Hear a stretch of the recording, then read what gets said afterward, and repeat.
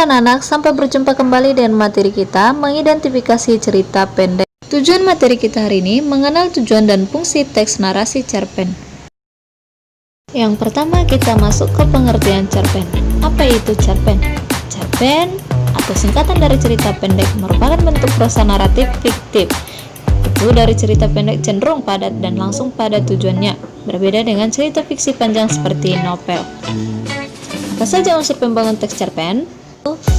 Unsur intrinsik, kemudian unsur ekstrinsik. Apa itu unsur intrinsik? Unsur intrinsik adalah unsur pembangun cerpen yang berasal dari dalam cerpen itu sendiri.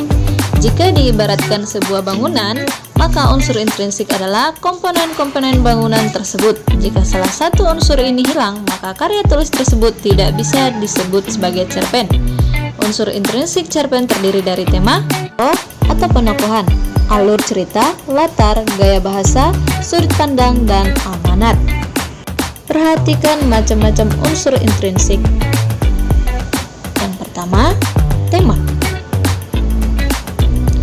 yaitu ide atau gagasan dasar yang mendatar belakangi keseluruhan cerita yang ada dari cerpen.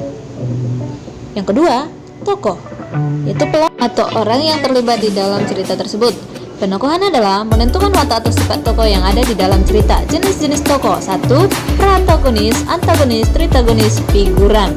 Kemudian yang ketiga, alur. Alur adalah rangkaian peristiwa atau jalan cerita yang ada di dalam cerita. Kemudian tahap-tahap alur. Yang pertama, orientasi. Kedua, konflik. Ketiga, klimaks. 4, anti klimaks. Yang kelima, resolusi. Kemudian jenis alur. Yang pertama, alur maju, alur mundur, alur campuran. Yang keempat adalah latar. Latar adalah tempat, waktu, dan suasana yang digunakan dalam cerita. Macam-macam latar. Yang pertama, latar waktu. Yang kedua, latar tempat. Yang ketiga, latar suasana. Kemudian yang kelima, sudut pandang. Sudut pandang adalah cara pengarang menempatkan dirinya dalam cerita. Pengarang memandang ceritanya. Jenis-jenis sudut pandang. Yang pertama, sudut pandang orang pertama.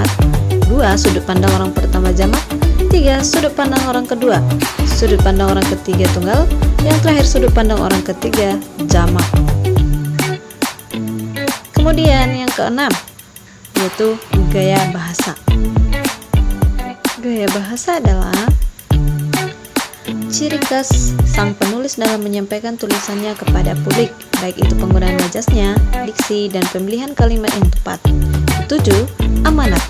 Amanat adalah pesan moral atau pelajaran yang dapat kita petik dari cerita.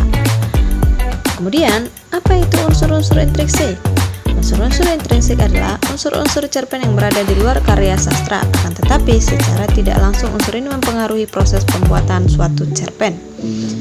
Apa saja unsur intrinsik cerpen? Yang pertama, latar belakang masyarakat. Lingkungan masyarakat sekitar yang mempengaruhi penulis dalam membuat cerpen tersebut, yaitu ideologi negara, kondisi politik, kondisi sosial, kondisi ekonomi. Kemudian latar belakang penulis. Faktor dari dalam diri penulis yang mendorong penulis dalam membuat cerpen. Yang pertama, riwayat hidup penulis. Yang kedua, kondisi psikologis. Yang ketiga, aliran sastra penulis. Dan yang terakhir, nilai yang terkandung dalam cerpen. Nilai agama, nilai sosial, nilai moral, dan nilai budaya. Itulah materi kita untuk hari ini anak-anak. Sampai berjumpa kembali dengan materi kita selanjutnya. Semoga kalian sehat selalu di rumah.